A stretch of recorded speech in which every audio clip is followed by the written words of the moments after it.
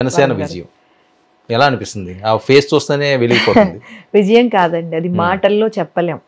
అంటే మీ అందరికీ ఒకలా కనిపించవచ్చు, మాకు ఇంకోలా కనిపించవచ్చు. 2019లో ఎలక్షన్కి వెళ్ళిన తర్వాత ఓటమి అని ఆ రోజు ఏ రోజు అయితే లెక్కింపు రోజు తెలిసిందో, నేను ఆ రోజు విజయవాడ ఆఫీస్లో ఉన్నాను. అక్కడ ఉన్నారా? విజయవాడ ఆఫీస్లో. అప్పుడు ఇలాగే డిబేట్స్కి లైవ్స్కి అట్లకి ఉండడం అని నన్ను ఆఫీస్లో పిలిస్తే ఆఫీస్లోనే ఉన్నాను, విజయవాడ ఆఫీస్లో ఉన్నప్పుడు. చాలా ఇంకొక రౌండ్ అంటే లాస్ట్ రౌండ్లో కళ్యాణ్ గారు విన్ను, ఇంకొక 2 రౌండ్స్ ఉన్నాయనగా గాజువాక అలాగే భీమవరం కూడా కళ్యాణ్ గారు విన్ అనే వచ్చింది. సో చాలా ఆనందపడ్డాం. సడన్గా ఒక రౌండ్ అయ్యేటప్పటికి లాస్ట్ రౌండ్కి వచ్చేటప్పటికి, గతంలో 2019 గురించి చెప్తున్నానండి, లాస్ట్ రౌండ్కి వచ్చేటప్పటికి కళ్యాణ్ గారు ఓటమిలో ఉన్నారు అని చెప్పంటే ఒక 5 నిమిషాల పాటు చాలా బాధ అనిపించింది. ఎందుకు బాధ అనిపించిందంటే మాకు అప్పటికి 5 ఏళ్ళ ప్రయాణమే ఆయనతో, కానీ ఆయనకి 2009 నుంచి ప్రజా ప్రయాణంలో ఉన్న వ్యక్తి. ప్రజలు ఏంటి ఆయన నమ్మలేకపోయారా, ఏంటి దుర్మార్గులు నమ్ముతున్నారు, నిజాయితీపరుడు నిప్పు లాంటి వాడు, ఈయన్ని కూడా నమ్మలేకపోతున్నారు, ఏంటి జనాలు ఇలా ఉన్నారు అంటే ఆ రోజు నా భావం చెప్తున్నాను అనిపించింది. కానీ ఎక్కడా కూడా కళ్యాణ్ గారు చెక్కు చెదరలేదండి, ఆయనకి ఇంత బాధ రాలేదు. ప్రజలు ఇంకా మనకి అవకాశం ఇవ్వలేదు, ఇచ్చే రోజు ముందుంది అనుకుని 10 నిమిషాల్లో డిక్లరేషన్ అయిపోయిందండి. ఇంకా వైసీపీ డిక్లరేషన్ వచ్చేసింది. వచ్చిన తర్వాత 10 నిమిషాల తర్వాత కళ్యాణ్ గారు ప్రెస్ ముందుకు వచ్చారు. అప్పుడు అనిపించింది, గెలిచిన వాడు గొప్పతనం కాదండి, వాడిన వాడు కూడా మీడియా ముందుకు వచ్చి నుంచుని జనాలందరికీ, తన నమ్ముకున్న కార్యకర్తలకి నాయకులకి ఎక్కడ ధైర్యం కోల్పోకండి, మనం ప్రజల కోసం పోరాడదాం, ఈ ఓటమి కూడా మనం గెలుపుగా చూసుకుందాం. గెలిచిన వాడికైతే ప్రజలకి ఏం చేద్దామా ఎలా చేద్దామా అని ఆలోచిస్తాడు, వాడిన వాడికి ఏం ఆలోచించలేదు, ఏది పడితే అది చెయ్యొచ్చు, నేనున్నాను అని భరోసా మనం ఇవ్వగలం, ఏ క్షణమైనా వెళ్ళొచ్చు అని. అంటే నాకు అనిపించిందండి, నా వయసుకి చాలా, ఆయనతో పోల్చుకుని నా వయసు చిన్నదే కదా, నాకు ఒక్కటే అనిపించింది, ఇలాంటి నాయకుడు వెనకాల నడుస్తున్నందుకు నాకు చాలా గర్వంగా అనిపించింది.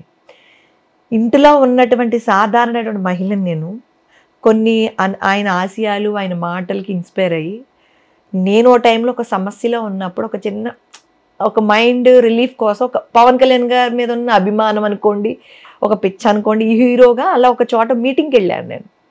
నేనేదో ఒక డిప్రెషన్ మూడ్లో ఉంటే ఎవరో మీలాంటి వాళ్ళు వెళ్దామని వెళ్ళినప్పుడు ఆయన మాటలు విని అదే ఫస్ట్ డే నేను ఆయన అనుకోకుండా అందరికీ ఆయన చూడడానికి వెళ్ళి ఆ మీటింగ్ వినడానికి వెళ్ళాను, ఆయన చూడటానికి.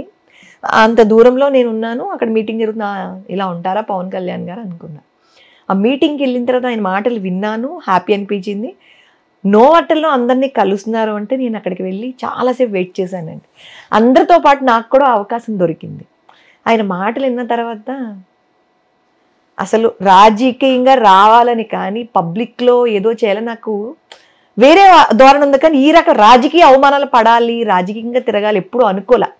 ఎందుకంటే అవమానాలు అన్న మాట కొంతమందికి ఈరోజు తప్పు అనిపించవచ్చు, మంచి వాళ్ళ కూడా మీద కూడా చెడ్డగా రాయి వేసే రోజులు అంటే ఎంత దారుణాలు పడ్డారా, చాలా, 1 కాదు 2 కాదు, చాలా పడ్డాను.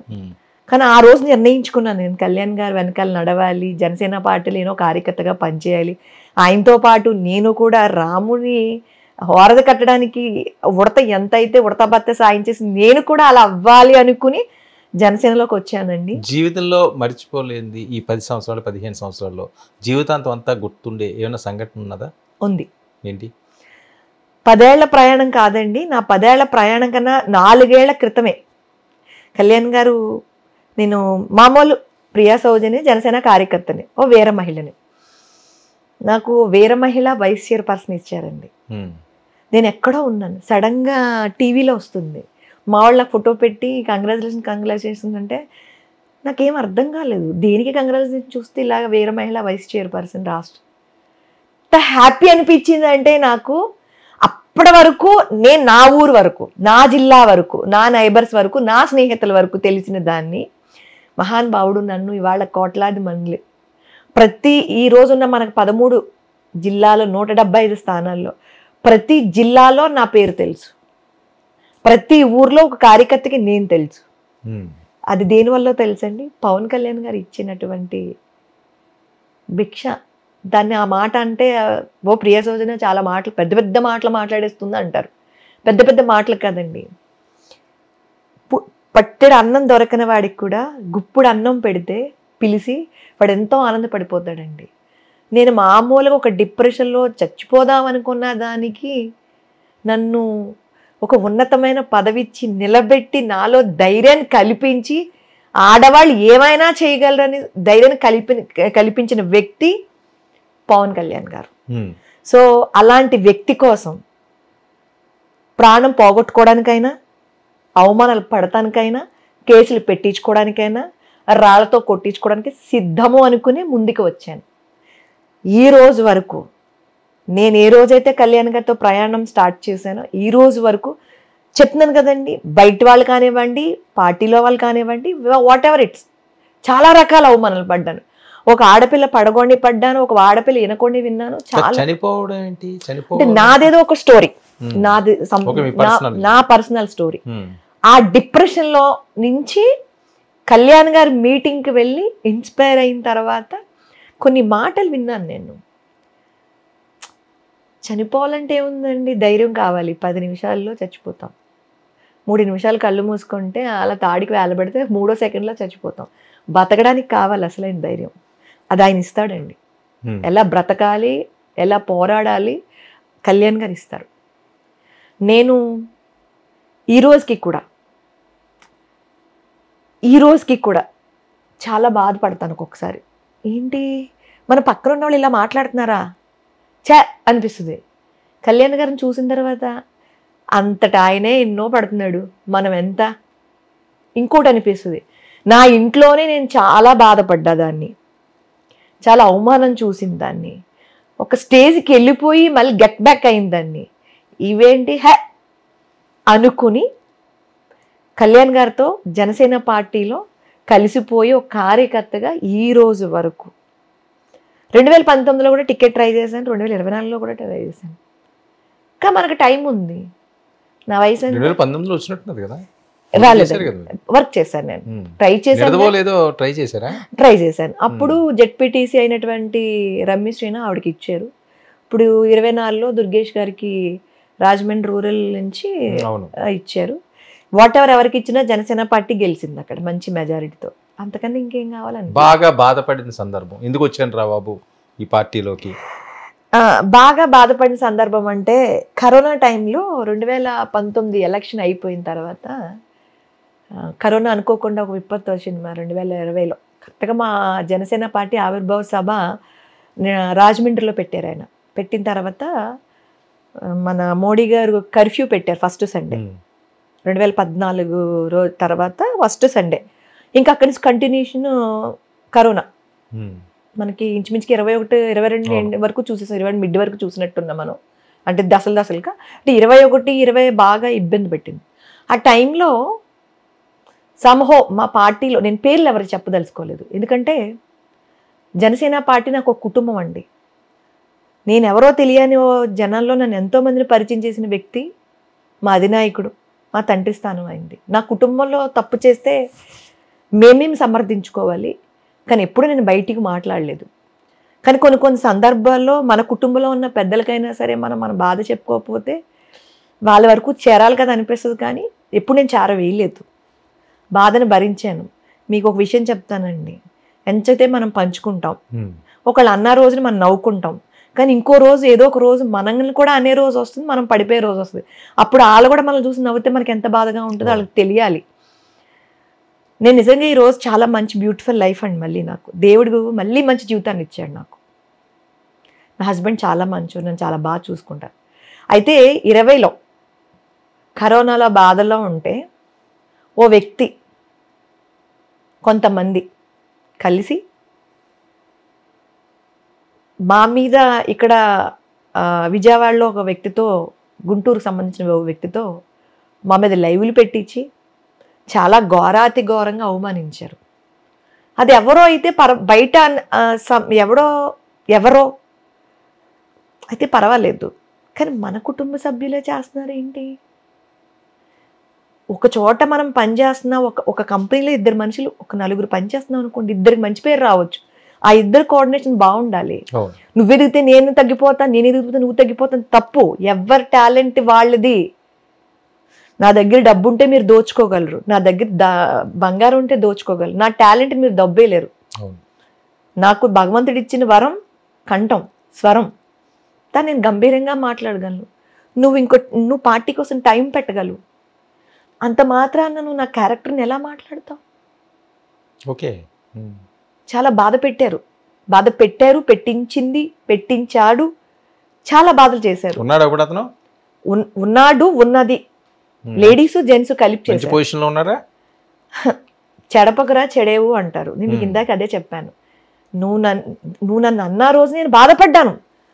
ఈవెన్ నేను మా పార్టీ, నేను పేర్లు ఎవరో చెప్పనండి, నేను మా పార్టీ పెద్దల దగ్గరికి కూడా నాకు అసలు చచ్చిపోవాలనిపిస్తుందండి, ఏంటి కర్మ అని కూడా అడిగా. అన్నిటి సమాధానం వస్తుంది, పిలిపిస్తారు, మిమ్మల్ని మాట్లాడిస్తారు అన్నారు. సో వాళ్ళకి మా దాంట్లో కొంచెం పెద్దలు సపోర్ట్ ఉన్నారులేండి వాళ్ళకి. దానివల్ల ఏంటంటే నేను స్పీడ్గా ఉండడం, నేను గట్టిగా మాట్లాడడం, ఉన్నట్టుగా మొహం మీద మాట్లాడడం నాకు శాపంగా మారి బాధ పెట్టినా సరే కట్టి నా టార్గెట్ కళ్యాణ్ గారిని సీఎంగా చూడాలి. పవన్ కళ్యాణ్ గారు మనల్ని ఏం అనలేదు కదా, పవన్ కళ్యాణ్ గారు మనల్ని ఏం నిందించలేదు కదా, పవన్ కళ్యాణ్ గారు ఏ రోజు తాను తప్పుడుది మన పార్టీలో వద్దని అని ఏ రోజు చెప్పలేదు కదా. నా కష్టాన్ని చూశారు, నా టాలెంట్ని చూశారు, నేను పార్టీకి పెట్టిన ఎఫర్ట్ని చూశారు. ఆయన ఇచ్చే దానికనే వీళ్ళేంటే అనుకుని వదిలిపడేశాను. కానీ నిజంగా కూడా ఇంచుమించుగా ఒక 5-6 నెలలు చాలా బాధపడ్డాను. టీవీలో కాదు, ఫేస్బుక్ లైవ్లో. చేతగాని వాళ్ళు ఎదురుపడలేక మాట్లాడిన మాటలు, పనికి మళ్ళీ మాటలు ఎక్కడ మాట్లాడతారు? తల్లిదండ్రులు సంపాదించిన డబ్బులతో 3,000-4,000 పెట్టి ఫోన్ కొనుక్కోవడం, 10 రూపాయలు డేటా వేసుకోవడం, తెలిసిన కొన్ని తెలియని కొన్ని పెట్టి మాట్లాడడం. నా జీవితాన్ని తెలిసిన పుస్తకం చేయగలిగాను. ఇప్పుడు నేను నా లైఫ్లో ఒక వ్యక్తితో నేను ఇబ్బంది పడ్డానండి. ఆ వ్యక్తి ఇలా అయ్యింది, ఇలా జరిగింది, నేను చాలా క్లుప్తంగా ఆ ఇంటర్వ్యూలో చెప్పాను. నా తప్పు ఉందనుకోండి, ఆ వ్యక్తి నన్ను ఎప్పుడో రోడ్డు మీదకి లాగేవాడు కదా. ఈరోజు నేను చక్కగా ఉన్నాను అంటే తన తప్పు ఉంది కదా. సో నువ్వు సాటి ఆడదానివి ఎదుట ఆడదాన్ని అర్థం చేసుకోలేకపోతున్నావు అంటే ఏంటిది? మనం ఎక్కడ బతుకుతున్నాం? ఉన్నారు వాళ్ళు జనసేనలో? ఉన్నారు. మాట్లాడుకుంటున్నారా? పోనీ అక్క, చెల్లి, అన్నయ్య, ఏదో నువ్వు ఎదగట. ఇంకో విషయం చెప్తానండి, 2024 ఎలక్షన్లో కూడా నేను వైసీపీకి అమ్ముడైపోయినని ప్యాకేజ్ వదలలేదు. వదలరు, ఎప్పటికీ వదలరు వాళ్ళు. వైసీపీకి అమ్ముడైపోయినని, ప్యాకేజ్ తీసుకుని ప్రియా సోజన వెళ్ళిపోతుందని పాపం ప్రసారం కూడా చేశారు వాళ్ళు. ప్రియా సోజన వెళ్ళదు. నేను ఒకరోజు చెప్పాను, ఇప్పుడు మీ ముందు మళ్ళీ చెప్పే అవకాశం వచ్చింది. నలుగురు నన్ను మోసే వరకు, ఆ జనసేన జెండా నా మీద కప్పే వరకు ఇక్కడే ఉంటాను. వాళ్ళకి అర్థం అవ్వట్లేదు, నన్ను ఎన్ని రకాలుగా అవమానించి ఇక్కడే ఉంటాను. నేను వాళ్ళ కోసం ఉండను, పవన్ కళ్యాణ్ గారి కోసం అంటాను. పవన్ కళ్యాణ్ గారి ద్వారా నాకు ఏదైనా ఒక అవకాశం ఇస్తే ప్రజలకు సేవ చేస్తాను. చిన్నప్పటి నుంచి చాలా కోల్పోయిందానండి నేను. తల్లిని కోల్పోయాను, తండ్రి కోల్పోయాను, ఒక చక్కటి జీవితాన్ని కోల్పోయాను. మళ్ళీ పవన్ కళ్యాణ్ గారు మంచి అవకాశం ఇచ్చారు, నలుగురికి నేనేంటో తెలిసింది. మళ్ళీ అదే దేవుడు నాకు మళ్ళీ మంచి అవకాశం ఇచ్చింది. ఏంటి ఇంత సరదాగా ఉండే ప్రియా సౌజన్య, నవ్వుతా ఉండే ప్రియా సౌజన్య, చక్కగా ఉండే ప్రియా సౌజన్య వెనకాతల ఇంత విషాదం ఉందా? ఉంది. నాకు ఒక్కొక్కసారి అనిపించిందండి, వర్మ గారు అసలు నేను ఇంట్లోంచి బయటకు రాకపోయి ఉంటే వీళ్ళు ఎవరో కూడా నాకు తెలియదు, నేనెవరో వీళ్ళకి తెలియదు కదా. వీళ్ళేంటి నా గురించి ఇలా మాట్లాడేస్తున్నారు? అసలు నేను ఎక్కడ పుట్టానో వీళ్ళకి తెలుసా? నా తల్లిదండ్రుల పేర్లైనా తెలుసా? నేనేం చదువుకోనన్నా తెలుసా? అసలు నా భర్త పేరు తెలుసా? నా ఇంటి పేరు తెలుసా? ఎన్నోసార్లు ప్రశ్నించి అనిపించింది సార్. పక్కనే వచ్చి నుంచుని నవ్వుతూ మాట్లాడతాను. నాతో నవ్వుతూనే మాట్లాడుతూ వెనక్కి తిరిగి విషం కక్కుతున్నారు సార్ వాళ్ళు ఇప్పటికీ కూడా. ఎందుకు, దేనికి? కళ్యాణ్ గారు ఒకరికి ఎమ్మెల్యే ఇస్తారు, ఒకరికి ఎంపీ ఇస్తారు, ఇంకొకరికి ఇంకోటేదో ఇస్తారు. అందరికీ కళ్యాణ్ గారు అందరికి ఒకటే ఇవ్వలేకపోవచ్చు కదా. నీకోటి ఏదైనా రేపొద్దున నామినేట్ల పోస్టులకు కూడా నీకు ఏదో ఇవ్వచ్చు, నాకు ఇవ్వకపోవచ్చు. బట్ అప్పుడు నాకు ఇవ్వలేదని నీ బడి నేను బాధపడకూడదు. నేను ఇంకొంచెం బాగా కష్టపడితే 24-29 ఏదో ఉందనుకోవాలి. అంతేగా నీ గురించి నేను నెగిటివ్గా ప్రచారం చేస్తే ఎప్పుడో చోట నీకు తెలుస్తుంది. మళ్ళీ నీ ముందు నేను పడగలను ఎదురు. ఇలా చేస్తున్నప్పుడు మొహం మీద అడగాలనిపిస్తుంది సార్ నాకైతే. ఎందుకు అడిగేవచ్చు కదా ఇప్పుడు లైవ్ సాక్షిగా? అడగను. వాళ్ళు ఎవరికో వాళ్ళకి తెలుస్తుంది.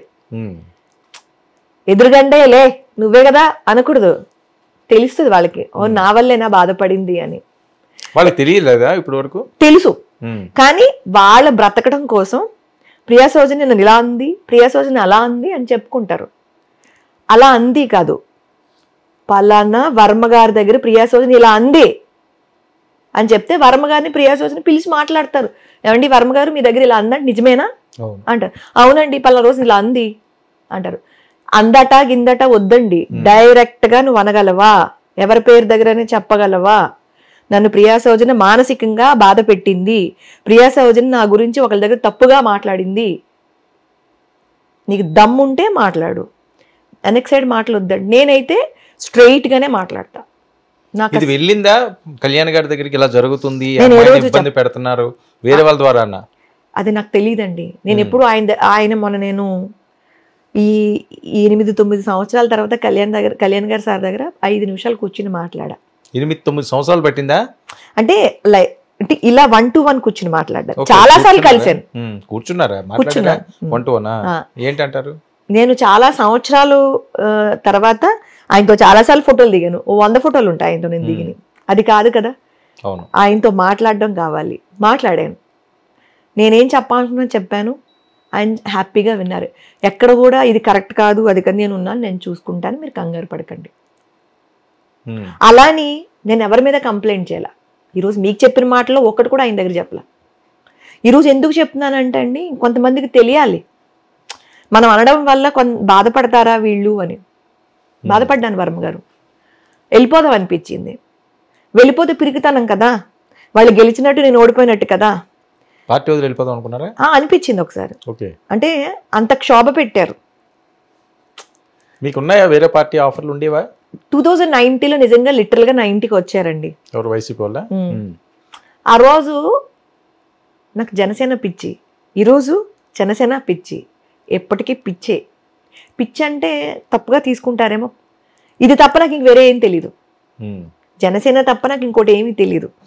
ఆ రోజు ఆఫర్ ఇచ్చినప్పుడు ఏమన్నారంటే, రోజా గారి తర్వాత ఈస్ట్ గోదావరి వెస్ట్ గోదావరి అంత వాయిస్ ఉన్న వాళ్ళు, అంత ఇది ఉన్న వాళ్ళు, మీరేం వద్దు, పార్టీ కండువా తర్వాత కప్పుకోండి, వచ్చేది మన ప్రభుత్వమే, మంచి పదవి వస్తుంది, మీరు అలా ఉండండి చాలు అన్నారు. వచ్చారు, మన ఇంట్లో ఏదో వచ్చిన వాళ్ళకి ఒక కప్పు కాఫీ ఇస్తాం కదండి, అట్లా ఇచ్చాం. ఆ డోర్ దాటిన తర్వాత మా కజిన్ ఎవరో తీసుకొచ్చాడు. పెద్ద స్థాయి వాళ్ళేనా?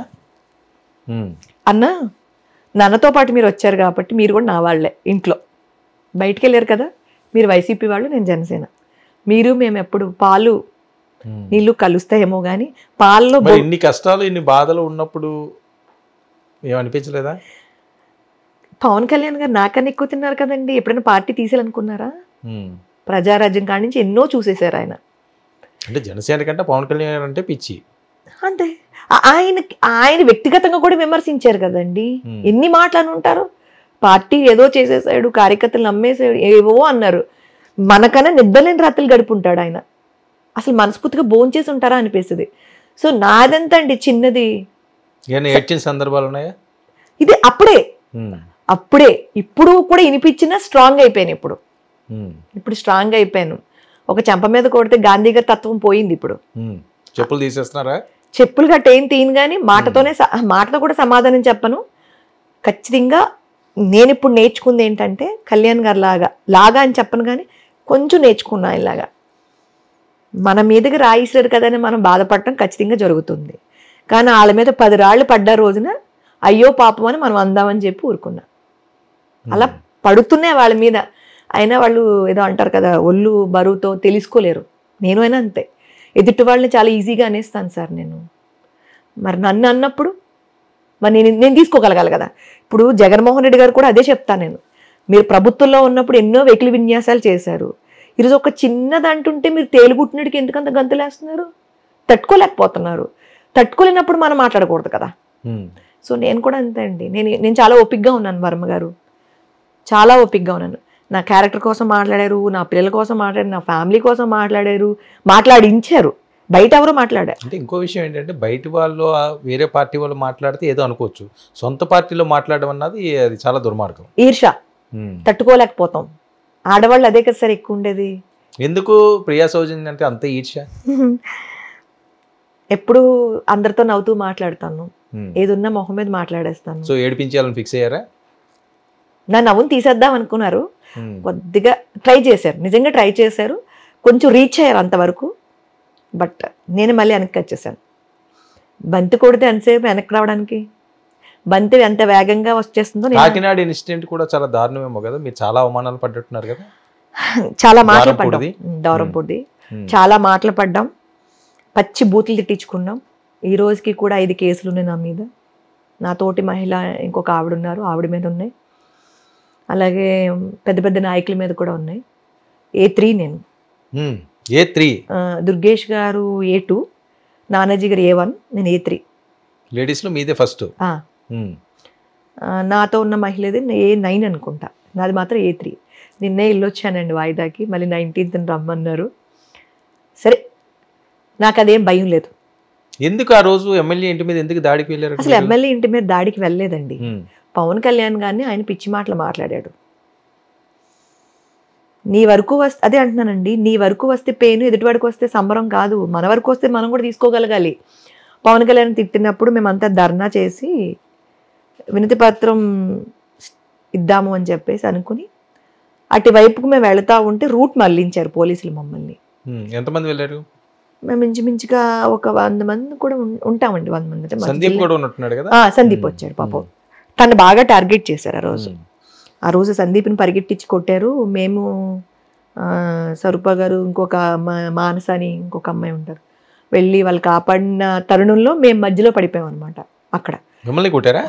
కత్తిల్ మానస అన్న అమ్మాయిని దవడ మీద కొట్టారు, మమ్మల్ని అయితే స్వరూప గారు నన్ను అయితే లాగేశారు, ఇబ్బంది పెట్టారు. ఇంకా అవన్నీ చెప్పుకోలేం. తాకరాని చోట తాకారు, అమ్మ నా బూతులు మాట్లాడారు, పైపెచ్చి మా మీద కేసులు పెట్టారు. ఎంతమంది వచ్చారు? వాళ్ళండి అసలు దగ్గర 500 మంది ఉంటారు.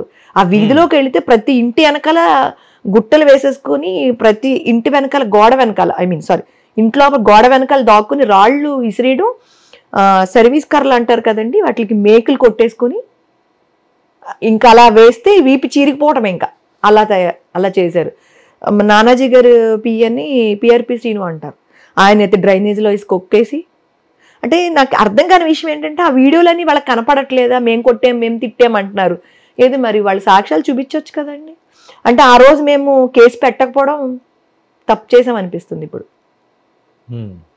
అంటే ఆ రోజు ఎవరికాళ్ళు దెబ్బలు తిని ఎమ్మెల్సీ అందరూ ఎవరికాళ్ళు ఈ కూడలో ఉన్నాం.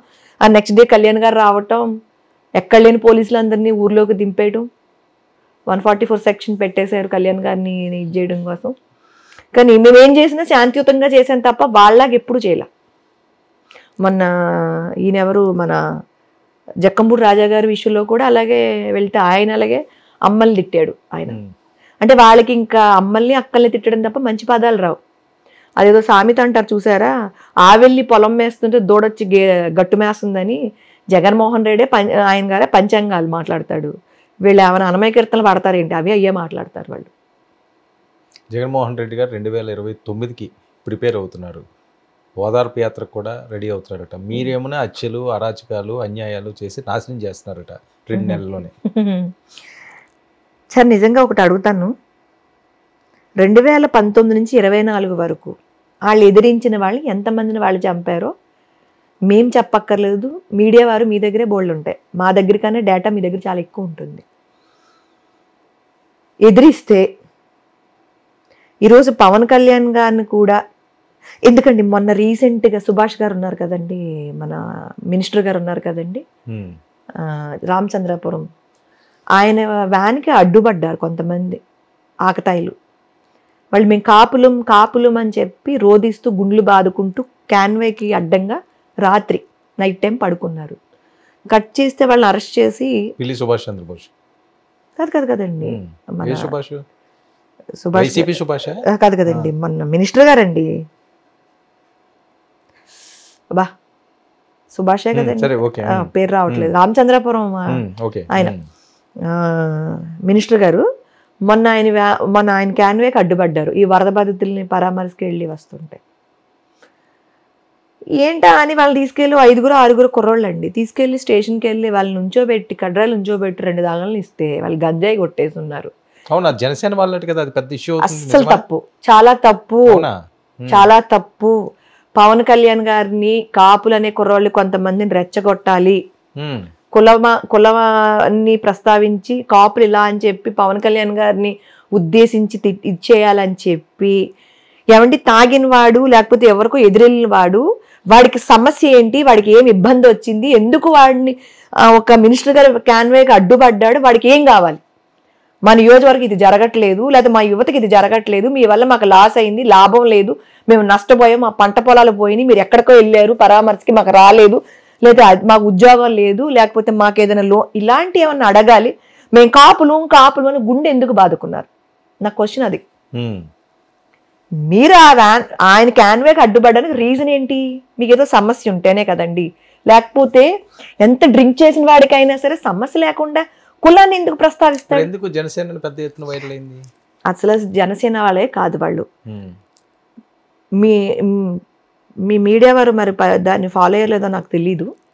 అక్కడ పోలీస్ డిపార్ట్మెంట్ వాళ్ళు ఎవరైతే వాళ్ళని అరెస్ట్ చేశారో వాళ్ళు క్లియర్గా వాళ్ళ డేట్, వాళ్ళ ఏజు, వాళ్ళ ఊరు, వాళ్ళు వైసీపీ వాళ్ళ, జనసేన వాళ్ళ, అందరూ కూడా వైసీపీ కార్యకర్తలే. అవునా? వైసీపీ కార్యకర్తలే. బికాస్ జగన్మోహన్ రెడ్డి ఈ కూటమి ప్రభుత్వాన్ని ఏదో రకంగా అరాచకాలు సృష్టించాలి, కూటమి ప్రభుత్వాన్ని పబ్లిక్లో ఏదో చూపించాలి అనుకుని ఆయనే తక్కువైపోతున్నాడు.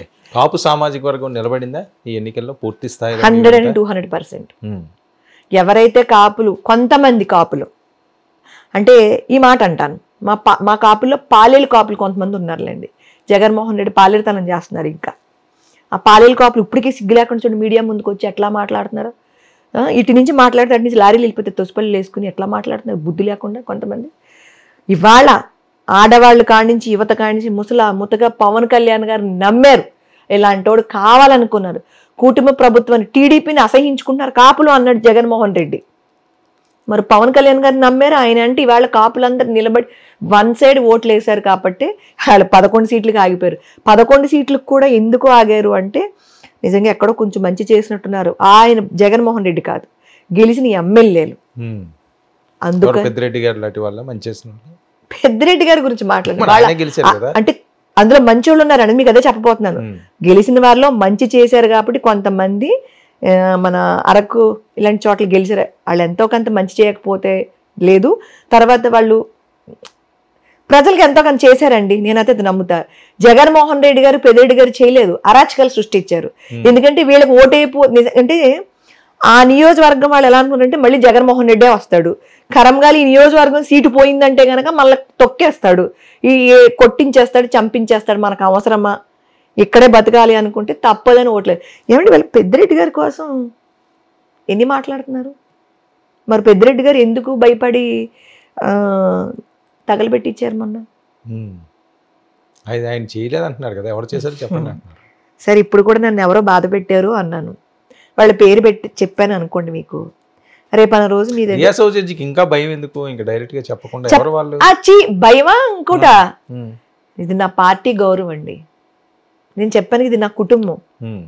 నా కుటుంబంలో సమస్య ఉంటే నేను ఇంట్లో తీర్చుకుంటాను తప్ప ఇదిలో మా చెల్లిలా అంది, మా తమ్ముడిలా అన్నాడని చెప్పను. ఎవరో సంహో అంతే. ముద్రగడ పద్మనాభం గారు ఎఫెక్ట్ ఏం కనిపించలేదా? ఎవరి మీద? కాపుల మీద? ఊరుకోండి, ఆయన ఎంతో పెద్ద ఆయన.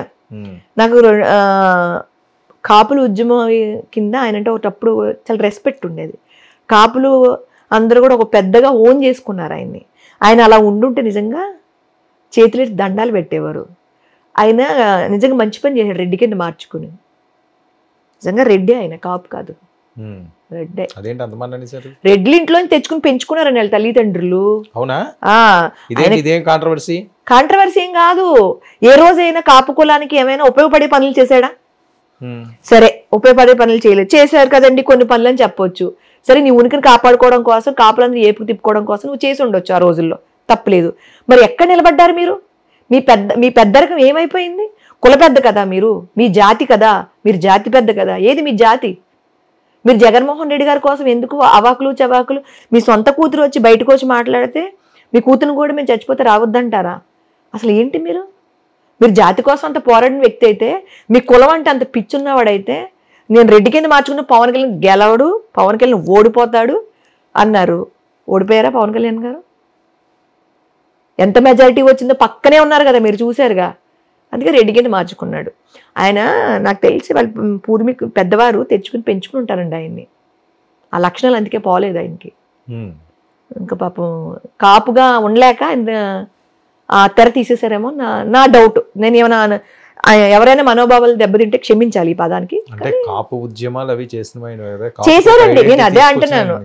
కాపు పెద్దగా ఆయన అంటే నాకు చాలా గౌరవం ఉండేది. ఉద్యమం చేశాడు కాపుల కోసం. పోయిందా కాపులందరికీ ఆయన మీద గౌరవం ఉందంటారు? ఇంకా నాకు తెలియదు, లేదు, నాకు తెలిసితే లేదు. చిన్న పెద్ద కూడా ముద్రగడ్డ అనే పేరు కూడా తలవడానికి ఇష్టపడట్లా. ఒకప్పుడు ఆయన అరెస్ట్ చేస్తుంటే కుటుంబాన్ని ఈడ్చేస్తే రోడ్డు మీదకి ఎంతో బాధపడ్డారు. కాపు కులస్తులందరూ వెళ్ళిపోయారు. ఎంతోమంది కేసులు పెట్టి, రైలు తగలబెట్టిన కేసులు ఎంతమంది కాపులు బలైపోలేదండి, కేసులు పెట్టించుకోలేదండి.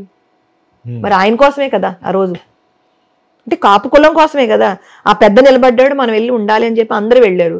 దానికి చాలా మంది బలయ్యారు. ఈరోజు వాళ్ళందరూ మీ వెనకాల లేకుండా ఎందుకు వెళ్ళిపోయారు? మీరే ఆన్సర్ చేయాలి.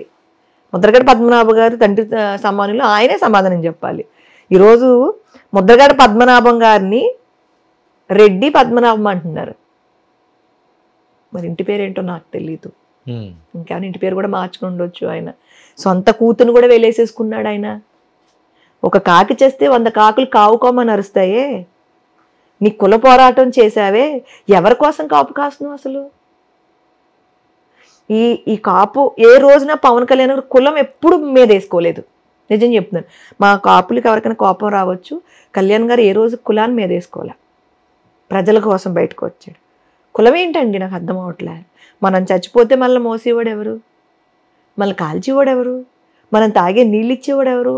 మనం తినే తిండి పండించేవాడు ఎవరు? ఇవన్నీ చూసుకుంటే కులమే లేదని అడిగితే కళ్యాణ్ గారు అవే మాట్లాడతారు. కులం ఏంటండి? జగన్మోహన్ రెడ్డి గారు కూడా అదే మాట్లాడుతుంటారు కదా, నా ఎస్సీలు, నా బీసీలు, నా ఎస్టీలు అని. ఆయన రెడ్లు అంటారు, మీరే ఆయన ఆపాదిస్తారు రెడ్లకి.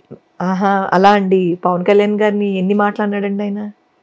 ఈరోజు పవన్ కళ్యాణ్ గారు అంటున్నారండి వాళ్ళ కార్యకర్తలు, వాళ్ళు ఓడిపోయిన ఎమ్మెల్యేలు, మినిస్టర్లు. ఈవెన్ దో జగన్మోహన్ రెడ్డికి కూడా భయం అంటే ఏంటో చూసేశారు కదండి. ఎందుకండి జగన్మోహన్ రెడ్డి గారు భయపడతారని అనుకుంటున్నారా?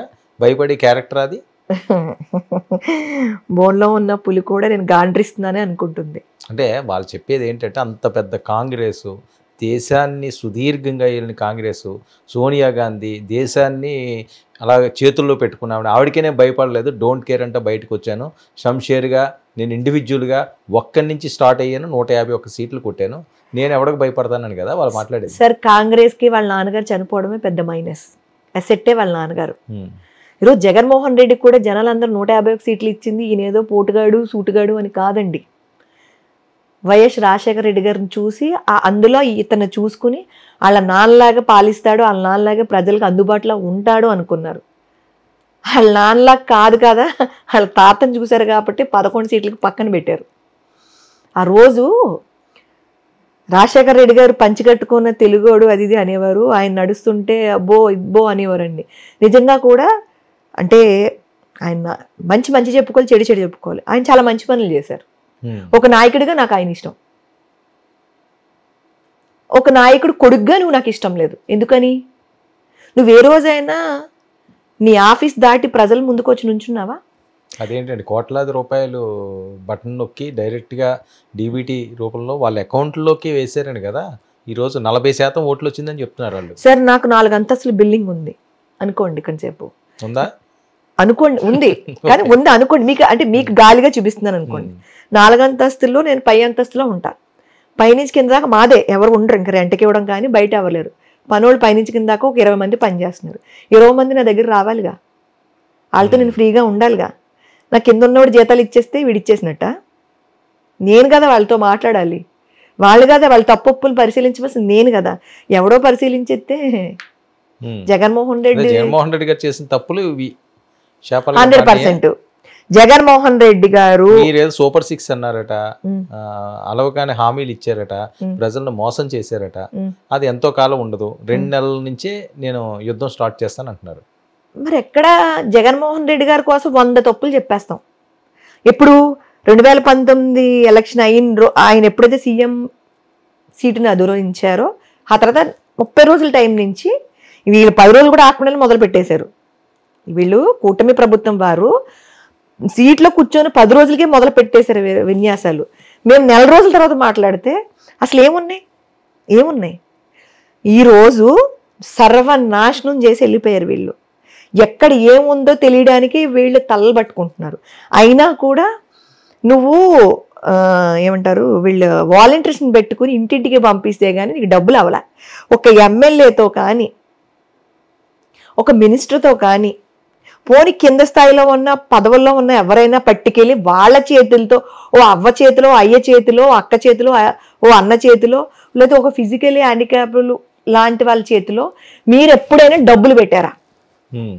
ఈరోజు చంద్రబాబు నాయుడు గారు పెట్టారు, ఈరోజు పవన్ కళ్యాణ్ గారు పెట్టారు, ఈరోజు నారా లోకేష్ గారు పెట్టారు, మా నాదెండ్ల మనోహర్ గారు పెట్టారు, మా కందులు దుర్గేష్ గారు పెట్టారు, మా నానాజీ గారు పెట్టారు, హోమ్ మినిస్టర్, వీళ్ళందరూ కూడా ఇంటింటికే వెళ్ళి వాళ్ళు ఇస్తున్నారు కదండి. ఓకే, మొదటి మెట్టు సక్సెస్ఫుల్గా ఎక్కారు. ఎక్కుతామా ఎక్కుతామా లేదనుకున్నాం. నెక్స్ట్ టార్గెట్ ఏంటి? జనసేనది, పవన్ కళ్యాణ్ గారిది, ఆయన మాటల్లో కానీ వాళ్ళు మీకు చెప్పిన అంశం, ప్రజాధనాన్ని వీళ్ళు ఏ రకంగా అయితే పాడు చేశారో, ఎన్ని రకాలుగా అంటే వాళ్ళ సంచులు ప్రజలకు ఉపయోగిస్తున్నారు. అది ఓకే, అది ప్రభుత్వానికి సంబంధించింది. జనసేన టార్గెట్, పవన్ కళ్యాణ్ గారి టార్గెట్ ఏంటి? ఫ్యూచర్ 29కి అప్పుడే రెడీ అవుతున్నారు. ఓ పక్క జగన్మోహన్ గారు రెడీ అవుతున్నారు. కూటమి ప్రభుత్వం ఇలాగే ఉంటుందండి. అదేంటి, ఎన్ని సంవత్సరాలు? చక్కగా వాళ్ళిద్దరూ హ్యాపీగా ఉన్నంతకాలం ఉంటారు, హ్యాపీగానే ఉంటారు. నాకు తెలిసి మీ అందరికీ కూడా అర్థమైందేమో అనుకుంటున్నానండి. వాళ్ళిద్దరూ ఓ తండ్రి కొడుకుల్లాగా, ఓ అన్నాదమ్ముల్లాగా ఒకే మాట మీద వెళ్తున్నారు. ఈరోజు నిజంగా చెప్పాలంటే నారా లోకేష్ గారికి కూడా అంత ఇస్తున్నారో లేదో తెలియదు, కానీ పవన్ కళ్యాణ్ గారికి కొడుక్కని ఎక్కువ స్థానం ఇచ్చి రోజు పక్కన పెట్టుకుని ఇద్దరు ఒకే మాట మీద ఒకే ఆలోచనతో వెళ్తున్నారు. ఏమన్నా మధ్యలో చీడ పురుగులు చేరినా కూడా వాళ్ళు చెదమందు కొట్టినట్టు చచ్చిపోలే తప్ప వీళ్ళ స్నేహం అయితే పాడవదు. పర్సనల్గా పవన్ కళ్యాణ్ గారు ఏం చెప్పారు ప్రియా సోజన్కి? నేను కళ్యాణ్ గారిని ఏమీ అడగలేదు అసలు. నేను ఒకటే చెప్పా, నా కొడుకు బాగా చదువుకోవాలి సార్, మీ దగ్గర తీసుకొస్తాను ఒకటి చెప్పా. మా బాబు ఐఐటి అండి, వాడిని ఐఏఎస్ చేయించాలని నా కోరిక. కళ్యాణ్ గారితో ఒకసారి మాట్లాడిస్తే వాడు ఏమైనా మారతాడేమో అని ఒక చిన్న కోరిక. అదొక్కటి అడిగాను. ఎవరికైనా చెప్తే నవ్వుతారు, అదే కళ్యాణ్ గారి దగ్గరికి వెళ్తే నువ్వు నీ ఫ్యూచర్ కోసం, నీ లైఫ్ కోసం అడగొచ్చు కదా అని. దేవుడి దగ్గరికి వెళ్ళి వరాలు అడగకూడదు, దండం పెట్టి రావాలి. ఆయనకి తెలియదా మన కష్టం ఏంటో? ఏమన్నారు? ఆయన వారాహి అమ్మవారు దీక్షలో ఉన్నారు. నేను సార్ నేనేం కోరాలని కోరిక లేదు సార్, నాకు గౌరవం కల్పించండి, కష్టపడడానికి ఏదైనా పని కల్పించండి అని అడిగా. నేను ఉన్నాను, నేను చూసుకుంటాను అన్నారు. చాలా మాట. నన్ను ఎక్కడో పైన కూర్చోపెట్టేస్తూ కాదు. నాకు 19 ట్రై చేశాను, 24 ట్రై చేశానండి, 29 కూడా ట్రై చేస్తాను. కాలం ఎలా కలిసి వస్తుందో తెలీదు, మనకు కూడా కొంచెం టైం రావాలి. టైం వచ్చి నాకు అవకాశం వస్తే 29లో పార్టిసిపేట్ చేస్తా, 29లో కదా 34లో పార్టిసిపేట్ చేస్తా. ఎవరికన్నా వార్నింగ్లు ఏమన్నా ఇవ్వాల్సి ఉన్నాయా? పాతవి ఏమన్నా చెల్లించుకోండి. ఎవరికి ఇవ్వనండి. ఏదైతే వైసీపీ ప్రభుత్వం ఉందో వాళ్ళకి కొంతమందికి చెప్పాలి, ఎక్స్పెషల్గా దూరంపూడి చంద్రశేఖర్కి చెప్పాలి. చెడపకురా చెడేవు అంటారు. ఆడవాళ్ళను కూడా చూడకుండా చాలా అసహ్యంగా నీ కార్యకర్తలతో, నీ గూండాలతో మమ్మల్ని కొట్టించావు.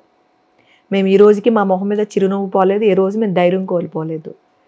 నీకు 2024లో నువ్వు ఓడిపోయావు, నీకు రాజకీయ ప్రస్థానం ఉండదని నేను చెప్పించట్లేదు, నా బలమైన నమ్మకం. నువ్వు రాజకీయంగా కొంతమంది ఉన్నారు, కొడాలి నాని ఒకడు, రోజమ్మ ఒకది, అంటే తల్లి చెల్లి నోరు ఏదొస్తే అది మాట్లాడారు. మనకి ఈ చెయ్య ఉందండి, దేని వాడాలి అదే వాడతాం, దీనికి వాడాలి, దానికి వాడాలి, దేనికి వాడాలి దానికే వాడాలి. సింగిల్గా కూర్చున్నప్పుడు మాట్లాడాల్సిన పదాలు పబ్లిక్ వచ్చి మాట్లాడారు వాళ్ళు. పవన్ కళ్యాణ్ గారి కోసం చాలా నీచంగా మాట్లాడారు, మాలాంటి ఆడవాళ్ళ గురించి చాలా అసహ్యంగా మాట్లాడారు. వాళ్ళందరూ జీవితంలో అసెంబ్లీ గుమ్మం ఎక్కరు ఇంకా. నేను నిజంగా సవాళ్ళే అనుకోండి, ఇది వార్నింగే అనుకోండి, చెప్పిస్తున్నాను అనుకోండి. పవన్ కళ్యాణ్ గారి కోసం కానివ్వండి, జనసేన ఆడబొడుచుల కోసం మాట్లాడిన వాళ్ళు ఎవ్వరూ కూడా అసెంబ్లీ గేట్ కాదు కదా, పవన్ కళ్యాణ్ గారు గేట్ టచ్ అని అన్నారు, ఎక్కడికో వెళ్ళి కూర్చున్నాడు ఆయన. ఇంకా మళ్ళీ నేను చెప్తున్నాను ఇప్పుడు ఈ మాట, రోజా, కొడాలి నాని, పేరు నాని, ఇంకో నాని ఉన్నాడండి బెట్టింగ్ బాలరాజు, మన నెల్లూరు అనుకుంటా, నాని, మా దూరంపూడి చంద్రశేఖరు ఉత్తి అన్యాయంగా మా మీద కేసులు పెట్టాడండి. వెళ్ళి నుంచుంటున్నాం, మాకేం పర్వాలేదు, న్యాయస్థానంలో నుంచుంటున్నాం, న్యాయ దేవత మీద నుంచుంటే మా తప్పు. రోజా గారు విదేశాలకు వెళ్ళారండి, దాన్ని కూడా ట్రోల్ చేస్తున్నారు, ఇష్టం వచ్చినట్లుగా. వెళ్ళకూడదా కుటుంబాలతో విదేశాలకి? తప్పులేదు, వెళ్ళొచ్చండి. ఆవిడ ఎలాంటి బట్టలనే వేసుకు తిరగొచ్చు, తప్పేం లేదు. కానీ నువ్వు అన్నావు కదా, మరి నేను ఇందాక మీకు ఫస్ట్ నుంచి మీకు ఇదే చెప్తున్నాను, డిబేట్లో కూర్చున్నప్పుడు అదే చెప్తున్నాను. మీరు నన్ను అన్నప్పుడు, నేను తిరిగి రండి అన్నప్పుడు మీరు తీసుకోగలగాలి. తీసుకోలేనప్పుడు మన నోరు అదుపులో పెట్టుకోవాలి. అది నా విషయమైనా కానివ్వండి, మరి ఎవరి విషయమైనా. ఇప్పుడు నేనైనా సరే అండి, ఎవరి గురించైనా మాట్లాడేది నాకు తేలికే. మరి వాళ్ళు నన్ను అంటారు ఏదో రోజున, నేను నోరు మూసుకు కూర్చుని ఉండాలి. నేను ఫైర్ అయిపోతే ఎలా అండి? ఆ రోజు సాక్షాత్తు అమ్మాయి ఎవరండి, ఇప్పుడు హోమ్ మినిస్టర్ గారు అనిత గారు, అఖిలప్రియ గారు హోమ్ మినిస్టర్ గారి గురించి కూడా మాట్లాడింది. ఏమన్నా చుడిదార్ డ్రెస్ కదా, బట్టలు కదండి అవి, ఏమన్నా జీన్స్ టీ షర్ట్లు వేసుకుని వచ్చారంటే వాళ్ళు ఏమన్నా? ఆవిడ పెద్ద వయసు కాదు అఖిలప్రియ గారిది, వేసుకోకూడదా? నువ్వు జబర్దస్త్లో చేసినప్పుడు పెద్ద పెద్ద ఫ్రాక్లు వేసుకుంటూ మన బాడీ అంతా బయటకు కనపడేలాగా వస్త్రధారణ చేసుకున్నప్పుడు ఎవరు నీ మీద కామెంట్ చేయలేదే. నువ్వు సినిమాల్లో యాక్ట్ చేస్తావా, అదే నీ వృత్తి, రాజకీయంగా వస్తావు ప్రజల కోసం అనే మాట్లాడదు. ఎవరు నీ గురించి మాట్లాడలేదే. నువ్వు నైటీ వేసుకోవచ్చినా నాకు అభ్యంతరం లేదు అని మాట్లాడిందండి. అసెంబ్లీ నైటీలు వేసుకొస్తారా అండి? చక్కగా చుడిదార్ వేసుకుని చున్నీ వేసుకుని వస్తే ఆవిడ అంటే ఆవిడకి ఏదో ఒకటి కావాలి మేత వాగడానికి. జగన్మోహన్ రెడ్డి గారికి వెకిల్లో నవ్వటం కావాలి.